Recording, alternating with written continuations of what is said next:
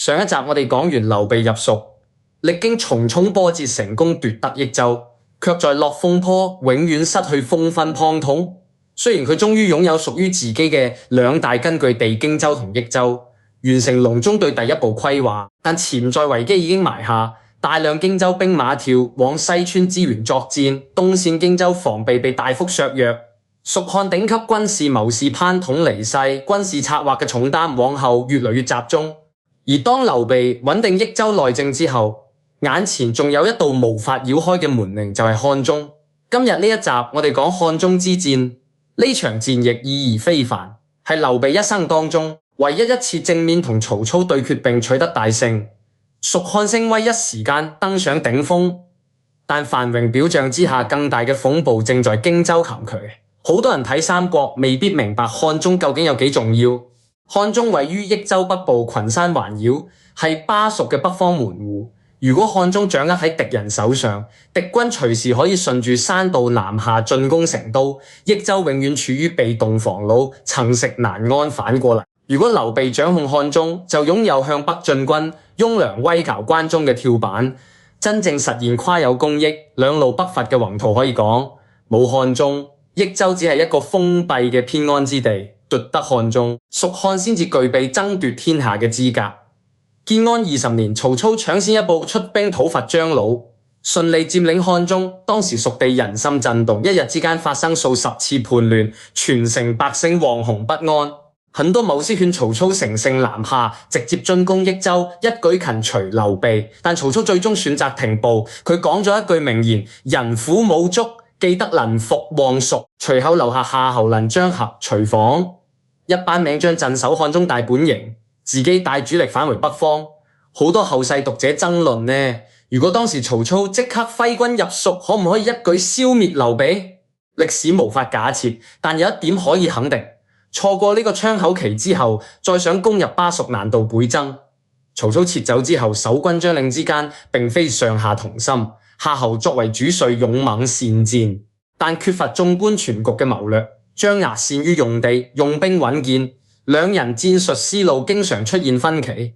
幾年之後，劉備徹底平定益州內亂，法正正式向劉備提出建議，抓緊時機出兵奪取漢中。法正分析，曹操匆匆返回北方，唔係佢唔想吞併巴蜀，而是後方潛藏隱患。鎮守漢中嘅夏侯麟、張合能力不足以守住廣門防線，只要蜀漢傾盡主力北上，好大機會奪下漢中。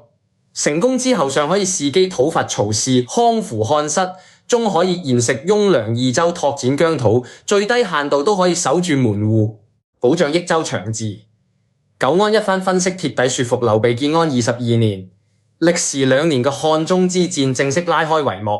戰爭初期並唔順利，蜀軍多路出擊，張飛、馬超一線作戰受挫，大將吳蘭、雷同先後戰死，蜀軍損失不少兵馬。一連串失利令軍心受到影響，劉備並冇選擇退縮，親自率主力推進至陽平關一帶，同夏侯領長期對峙。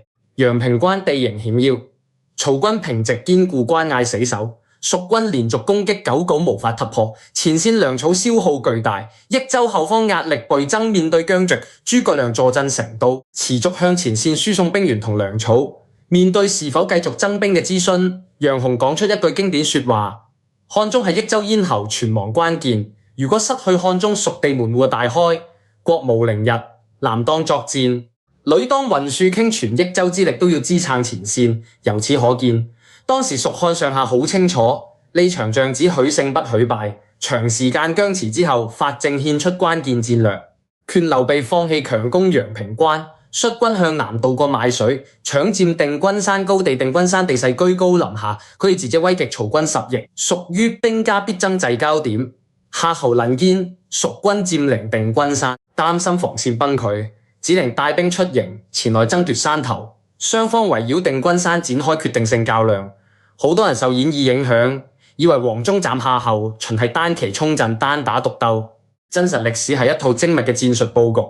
劉備兵分兩路，連日猛攻張郃鎮守嘅東圍，張郃抵擋不住，連連向夏侯求援。夏侯麟無奈之下抽調一半兵力東援張郃，自己身邊僅剩少數士兵守衛南圍。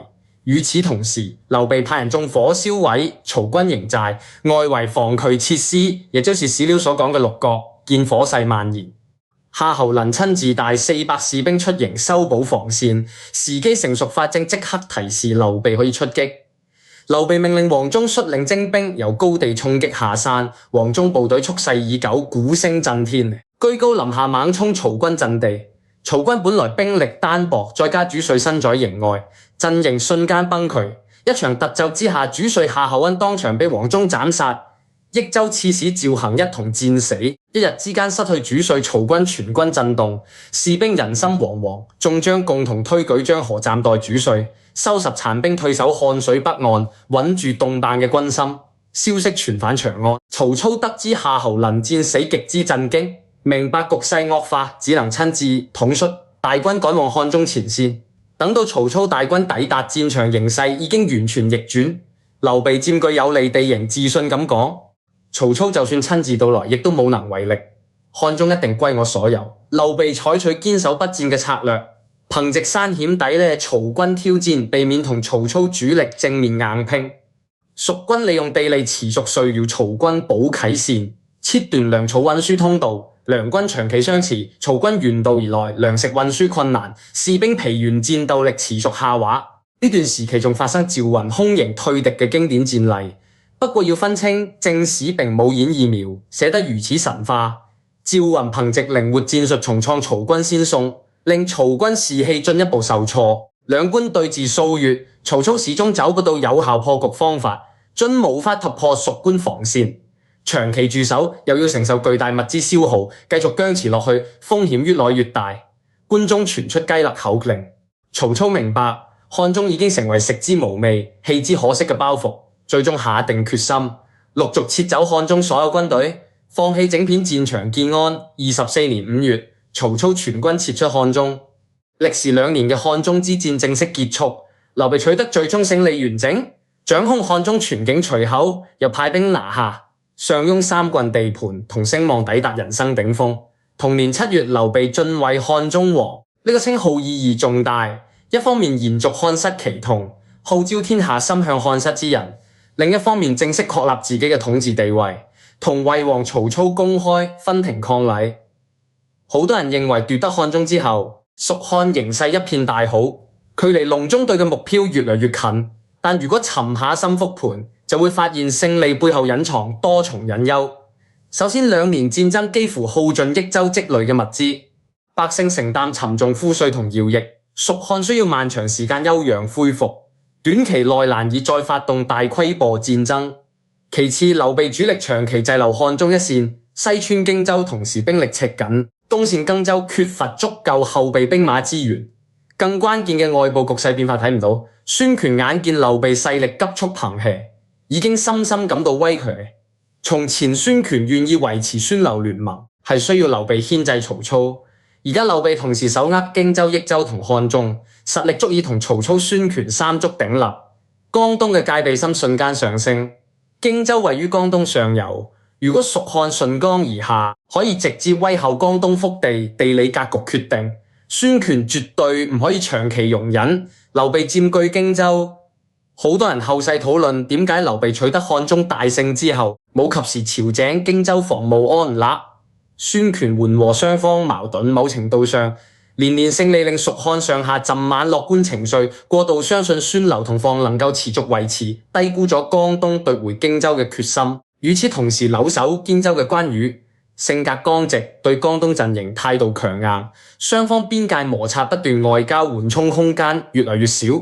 漢中之戰落幕之後，北方曹操暫時無力南下，西部戰線頹於平靜，歷史舞台嘅重心即將轉移到貢州。關羽見劉備奪下漢，威震天下絕地者，揸住戰機發動襄樊北伐，一場震動天下嘅大戰即將打響。開始，關羽水淹七軍，擒於禁斬攀德，威震華夏，連曹操一度打算遷都避其光芒。所有人都以為蜀漢北伐大業即將迎來曙光。但極盛之後即係極衰，一場隱藏嘅陰謀正在交卻。老蒙白衣渡江偷襲荊州，將會令蜀漢由武豐急速墜落。好多觀眾會諗，如果劉備奪得漢中之後，即刻派人協助關羽守衛荊州，或者約束關羽唔好急於北伐，歷史會唔會改寫？又或者劉備應唔應該在稱王之後主動拿出部分荊州土地安立孫權，穩固同盟關係？